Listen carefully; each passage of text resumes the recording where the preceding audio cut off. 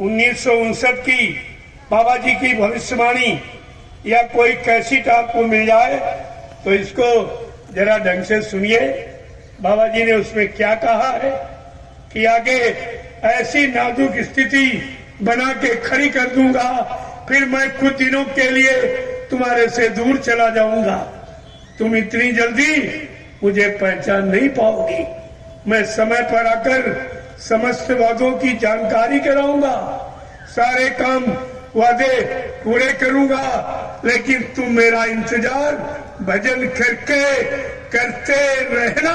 जय गुरुदेव। आप में से किसी ने इंतजार किया? एक मिनट भी आपने इंतजार ही नहीं किया। कोई इधर भाग गया, कोई उधर भाग गया, कोई उधर, जबकि इंतजारी समय का इतिहास बनाती। भगवान राम त्रेता में परिवर्तन करने आए तो उनको कितने दिनों की इंतजारी करनी पड़ी? 14 वर्ष। कहा? जंगल में। रात पार रात गति लेके नहीं, जंगल। 14 वर्ष इंतजारी की। अगर वो चाहते, चक्रवर्ती राजा दशरथ के लड़के थे, सारी फौज सेना अयोध्या से लाके लंका पर चढ़ाई कर देते, लेकिन नहीं, इंतजारी किया। इंतजारी समय का इतिहास बनाती है, समय के जीवों की पहचान कराती है, इसलिए इंतजारी सर्वोपरि। और भगवान कृष्ण ने 18 दिन इंतजारी की, महाभारत। लेकिन बाबा जी ने क्या कहा आपसे? कहा, बच्चा, राम ने 14 वर्ष इंतजारी की, कृष्ण ने 18 दिन इंतजारी की, लेकिन मैं 18 मिनट में ही, मुझको परिवर्तन करने में 18 मिनट भी नहीं लगेंगे। मैं परिवर्तन करके दिखा दूंगा और सत्संग सुनाते सुनाते परिवर्तन कर दूंगा। ये सब आपके सामने कहा गया, और जो कहा गया वो भी किया जा रहा। जिसने कहा वो आपसे अलग नहीं हुए और तुम उनसे अलग हो गए। उन्होंने आपको नहीं छोड़ा, तुमने उनको छोड़ दिया। यही तुम्हारी सबसे बड़ी भूल है। उस भूल के ये सुधरने का अंतिम अवसर मैं आपको दे रहा हूं। न मानो न मानो, खुशी आपकी। हम मुसाफिर कल अपने घर जाएंगे। हम मनाने नहीं आए हैं, मनाने का काम कुदरत करेगी। मैं तो केवल गुरु के वचनों की याद कराने आया। क्या आपसे कहा था? लिख लो इसे, फिर भूल जाओगी। तुम्हारे भूलने की आदत है ना। बाबा जी ने क्या कहा कि मैं परिवर्तन करने आया हूं, परिवर्तन करके ही जाऊंगा। कोई माई का लाल हमें इस परिवर्तन से न रोक सकता है, न मेरा काम कोई कर सकता है। अब आपको यहीं से समझ लेना चाहिए, ये कितना समर्थ मालिक जो चैलेंज कर रहा कि मुझे कलयुग भगाने सतयुग लाने से कोई रोक नहीं सकता, और ये मेरा काम कोई कर भी नहीं सकता। इससे बड़ी और कौन सी जानकारी? वो भी तुम्हारे पास नहीं रही। बाबा जी ने दूसरा वादा क्या किया कि मैं कलयुग का इतिहास बनाने आया हूं। ऐसा इतिहास बनाऊंगा जो भूते न भविष्यते, सतयुग से द्वापर के लोग अपने अपने युग का इतिहास पढ़ना भूल जाएंगे। मैं ऐसा चमत्कार करके दिखाऊंगा जिसको हिंदुस्तानी नहीं, सारा विश्व नमस्कार करेगा। क्या कलयुग का कोई इतिहास बना सकता? या अन्य युगों के इतिहास किसी इंसान के नाम से बने? जरा इतिहास उठाइए। सतयुग का इतिहास क्या हिरण्यकश्यप के नाम से बना कि हरि नाम से बना? त्रेता का इतिहास ब्राह्मण विद्वान रावण के नाम से बना, जो ऋषियों ने राम नाम जगाया उस राम नाम से बना, जगाए नाम से बनता इतिहास। द्वापर का इतिहास कंस महाराजा के नाम से बना कि कृष्ण जो समय का नाम जगाया गया था, कृष्ण सारे कष्टों का हनन करने वाला, दूर करने वाला, उसके नाम से बना। तो आज कलयुग का इतिहास क्या कोई इंसान बना देगा?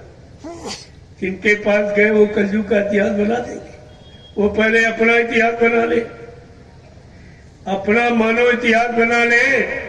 कलयुग का इतिहास तो बहुत बड़ी बात है, और बाबा जी ने कलयुग का इतिहास बनाने का संकल्प लिया है, प्रतिज्ञा की है, वादा किया है। और अभी ना इतिहास बना है और तुम कह रहे हो इतिहास बनाने वाला चला गया, तो फिर ये इतिहास बनाएगा? मैं ये पूछता हूं, इतिहास कौन बनाएगा? क्या किसी के बस का है? कोई इंसान इस कलयुग का इतिहास बना सकता? विचार कीजिए आप।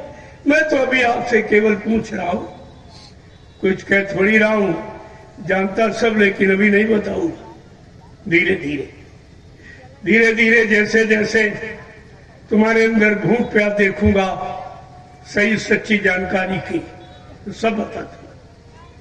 सब जब इतना बता दिया तो आगे बता दूंगा। बाबा जी ने तीसरा वादा क्या किया? कहा मैं कलयुग को भगाऊंगा, सतयुग को लाऊंगा, सबको न्याय सुरक्षा रोजी रोटी की व्यवस्था बना के दूंगा।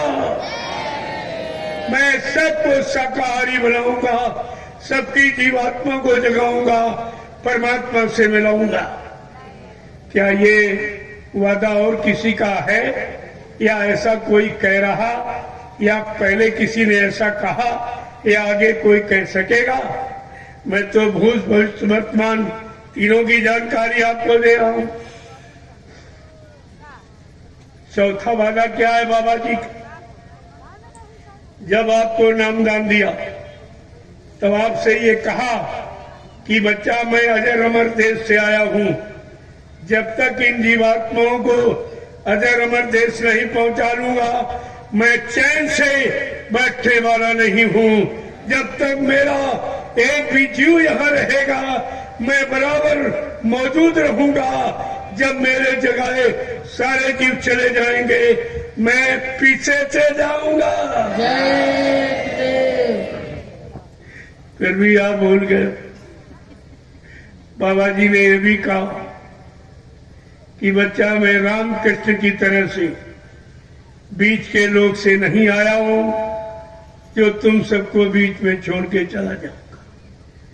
न मैं ब्रह्मा के ब्रह्मलोक से आया हूं, न विष्णु के विष्णुलोक से आया हूं, न शिव जी के शिवलोक से आया हूं, न राम के साकेत लोक से आया हूं, न कृष्ण के गोलोक से आया हूं, न देवी देवताओं के देवलोक से आया हूं। मैं आया हूं सतलोक सचखंड अनामी धाम प्रभु धाम, जहां की ये सारी सुरते रूहें जीवात्माएं जो आज ये मृतलोक मंडल में मनुष्य शरीर में बैठी, मैं इनके वास्ते इनको इनके घर पहुंचाने के लिए आया। क्या कहा कि हम आए वही देश से जहां तुम्हारा धाम, तुम सबको घर पहुंचाना एक हमारा काम। जब आपको अपने काम का परिचय दे दिया, मैं किस धाम से आया हूं, कौन सा नाम लेके आया हूं, कौन सा काम करने आया, जब धाम नाम काम तीनों का परिचय आपको मिल गया तो शंका कैसे? जब किसी से परिचय पूछ लेते हो तो तुम्हारी शंका समाप्त हो जाती। बाबा जी ने स्वतः परिचय दिया अपना, और फिर भी तुम शंका में डूब गए, शंका में फिर भी फंस गया। देखो कितना बड़ा आपने नुकसान किया।